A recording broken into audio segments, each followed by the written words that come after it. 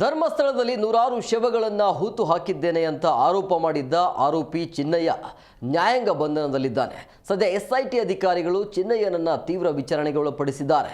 July 23ರಿಂದ SIT ತಂಡ ಧರ್ಮಸ್ಥಳದ ವಿರುದ್ಧ ಗಂಭೀರವಾಗಿ ಆರೋಪ ಮಾಡಿದ್ದ ಚಿನ್ನಯ್ಯ ಸೂಚಿಸಿದ ಜಾಗದಲ್ಲಿ ಮಣ್ಣನ್ನು ಅಗೆಯಲಾಗಿತ್ತು.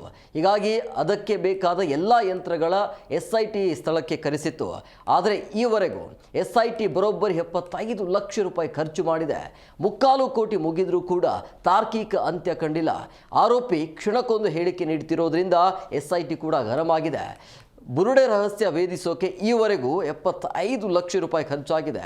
ಎಸ್ಐಟಿ ನಡೆಸಿದ್ದ ಉತ್ಖನನ ಖರ್ಚು ಬರೋಬ್ಬರಿ 10 ಲಕ್ಷ ಖರ್ಚಾಗಿದೆ.